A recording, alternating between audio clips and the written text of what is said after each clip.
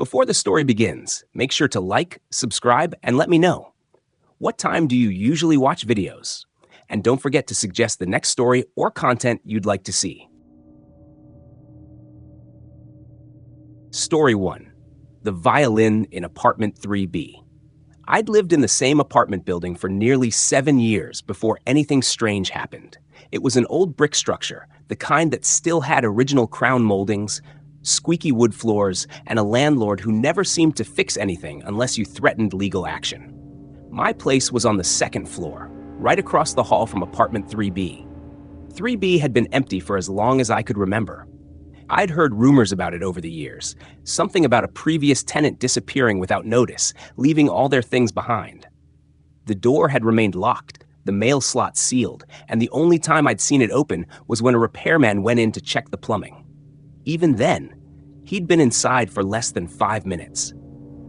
It was late September when the music started. I remember it vividly because I'd just come home from work in the pouring rain.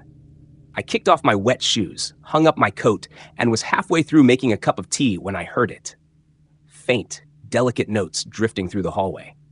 It was a violin, played slowly, almost mournfully. The sound was unmistakably coming from 3B. At first, I assumed someone had moved in without me noticing. The building had terrible soundproofing, so a violin would carry easily. But when I pressed my ear to my own front door, the music became clearer.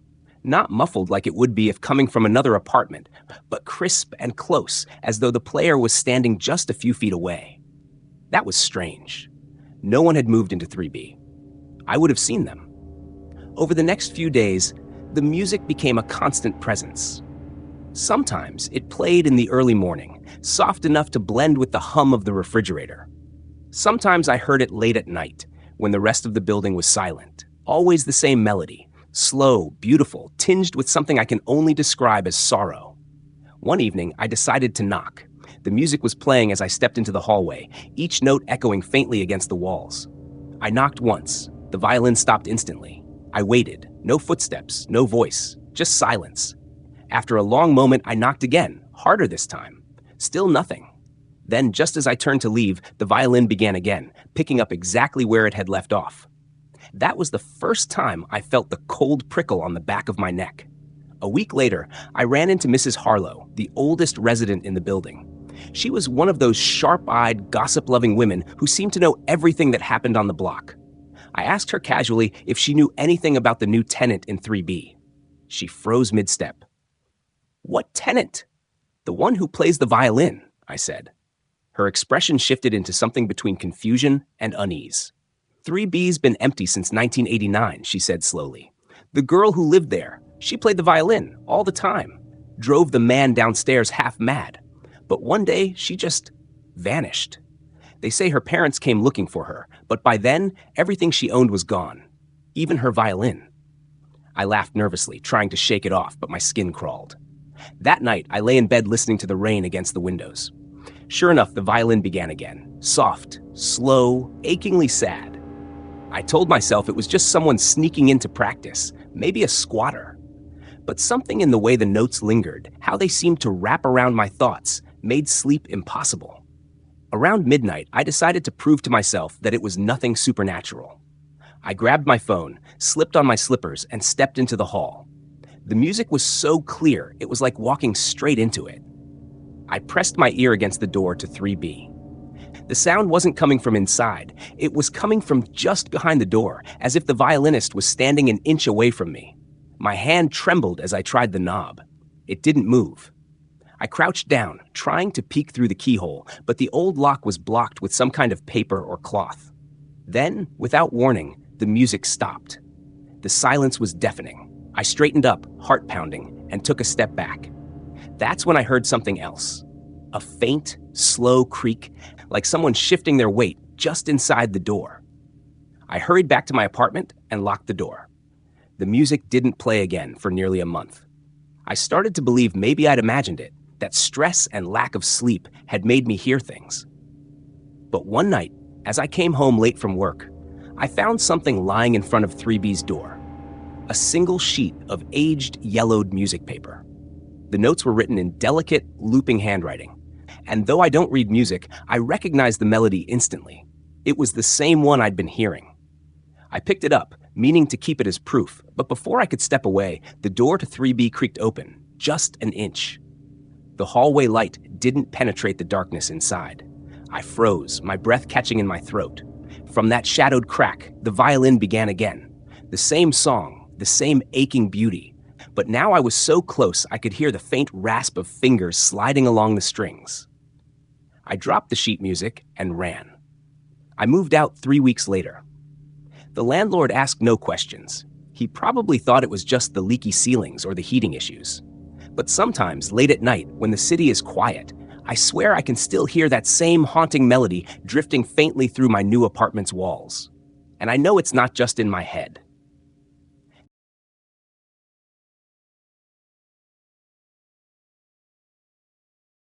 Story 2, The Wedding March on the Roadside. The rain had been falling for hours, soaking the winding country road outside of Millbrook. David Rees gripped the steering wheel tighter as his headlights struggled to cut through the downpour. He was returning from a late business meeting in the city, bone-tired and anxious to get home. The GPS had rerouted him after a highway closure, sending him down a narrow road that twisted through miles of forest and farmland. The only sound was the steady swish of his wipers and the muted roar of rain against the roof. Then, faintly at first, something else reached his ears. Music. At first, David thought it was coming from his car radio, but the dial was off.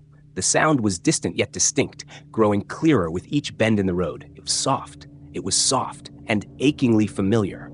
He realized with a start that it was a wedding march, Here Comes the Bride, played on a lone piano or maybe an organ. The notes were slow, almost dragging, as if each one took effort to lift into the air. Yet they carried easily over the rain, weaving through the trees and cutting into the night. David slowed his car, leaning forward, scanning the road ahead. The forest was thick on both sides, but through the wet blur of branches, he spotted a faint glow, warm, golden light spilling out from somewhere off to the right. Curiosity prickled at the back of his neck. This road wasn't near any towns, and there were no churches or event halls for miles. He pulled over, the gravel crunching under his tires, and rolled down the window. The music was louder now, deliberate and heavy, every chord ringing with unnatural clarity despite the rain. The glow came from what looked like a wide, grassy clearing. And there, under a large oak, stood a small wooden arch draped in tattered white fabric. Beneath it, rows of mismatched chairs faced forward, and sitting in the front row were figures in dark suits and pale dresses. None of them moved. David's first thought was that it was some kind of strange outdoor wedding rehearsal, but the sight didn't match that explanation.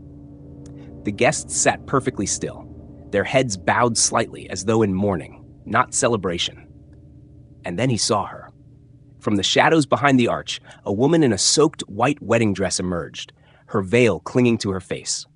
She moved slowly, her steps measured, the train of her gown dragging in the mud. Her bouquet was wilted, the petals bruised and falling with each step. But the most unsettling thing, David realized, was her face. Her features were blurred, as though the rain itself was smearing them away. He couldn't make out eyes, nose, or mouth, only the faint suggestion of where they should be.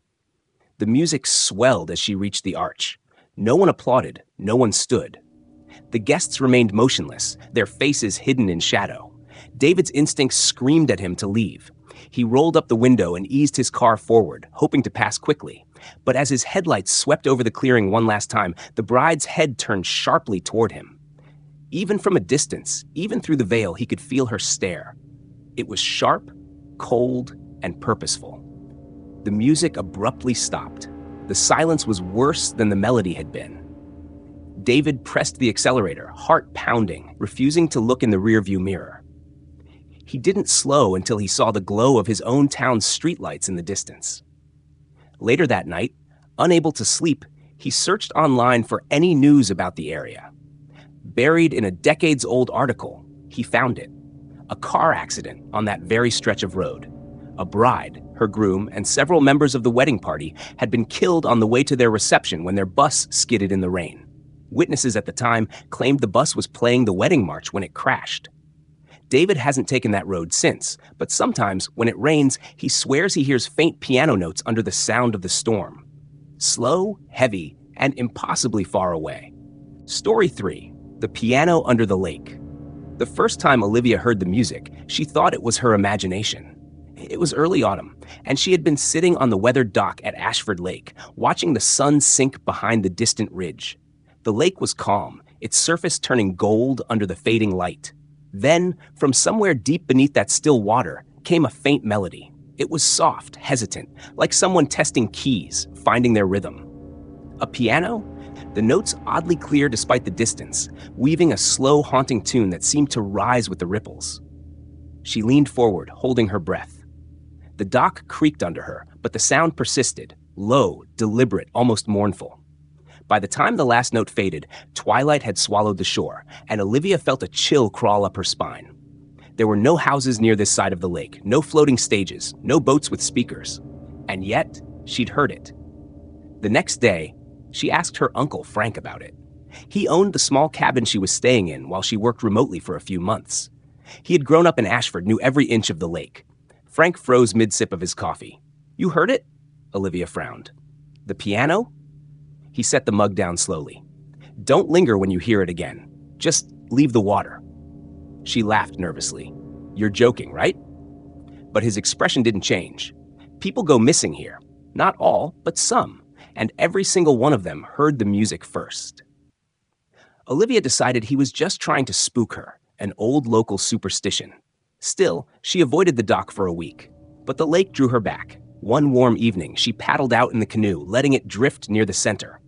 The air was still, the only sound the lapping of water against the hull. Then from beneath, it began again. This time, the music was clearer. The notes formed a recognizable tune, an old waltz she'd heard in black and white films, the kind couples danced to in candlelit halls. The sound wasn't muffled the way it should have been underwater. It was sharp, resonant, as if the piano were directly beneath her. Olivia leaned over the edge of the canoe, peering down. The water was dark, reflecting only the deepening purple of the sky. Yet something in her chest pulled her closer. Without realizing, she reached her hand into the water. It was shockingly cold, far colder than the air. The music shifted, slowing, as though the pianist knew she was listening. A shadow moved far below, impossible to make out through the darkness, but it had shape, mass. She could have sworn she saw a pale flash, like a hand gliding over keys. The canoe rocked suddenly, breaking her trance. She jerked back, nearly toppling over. The music cut off mid-note. She didn't paddle out again for 2 weeks. When the third time came, it wasn't by choice. A heavy rainstorm had rolled in, and she sat inside the cabin, trying to work. But between rolls of thunder, the music slipped through the noise, softer, distant, but undeniably there. It didn't make sense. She was indoors, the lake 100 yards away, and still, the melody seemed to seep into the walls. She found herself walking to the shoreline in the downpour, barefoot, her hair plastered to her face. The water was black under the storm, the wind driving small waves against the dock. The piano was louder now, swelling with the storm's rhythm. She could feel it more than hear it, deep in her chest, vibrating in her ribs. And then she saw it. Near the center of the lake, where the depths were darkest, the surface shimmered unnaturally, like moonlight breaking through, though the sky was solid cloud. The glow pulsed faintly with each phrase of the music. She stepped onto the dock, each board slick beneath her feet, and without thinking, she waded into the water. The cold was immediate and brutal, stealing her breath. Yet the music grew brighter, clearer, beckoning her forward. When the water reached her waist, her foot struck something solid, not mud, not rock. She reached down, fingers brushing smooth wood. A piano. It sat upright in the water, impossibly intact, its keys glowing faintly under the surface. She could see the outlines now, the curve of the frame, the lid propped open, the faint shimmer of strings. And someone was sitting before it. The figure's back was to her, shoulders hunched, hair long and streaming in the current. The hands moved over the keys with slow precision, pale fingers pressing down in time with the music that filled her skull. "Hello?" Olivia's voice was a whisper swallowed by the wind. The playing didn't stop. She took another step forward, drawn by an ache she didn't understand. She wanted, no, needed, to see the pianist's face. As if sensing her thought, the figure turned. Its skin was colorless, stretched too tightly over its bones. Its eyes were black, reflective, endless. Water streamed from its open mouth, yet no bubbles rose. It smiled faintly, and the music swelled to a deafening pitch. The world tilted. Olivia gasped as icy water closed over her head. For a moment she flailed, kicking toward the surface. But then she felt the keys under her own fingers. Her hands moved without her command, pressing down on notes that rang like bells in the darkness. Somewhere above, the lake's surface grew still again. The next morning, Frank noticed the canoe still tied to the dock, untouched. But Olivia's shoes sat neatly at the water's edge. When the wind was just right, he thought he heard the faint strains of a waltz drifting from the center of Ashford Lake, slow and deliberate, each note as clear as if played in the open air. Sometimes, the most unsettling sounds aren't the ones that come with footsteps or creaking floors, but those that reach deep into your mind and stir something unexplainable. Music with no source, melodies from nowhere, can feel like a private performance meant only for you, and not in a comforting way. When the final note fades, you're left wondering, did you hear it because it wanted to be heard, or because it wanted you to follow?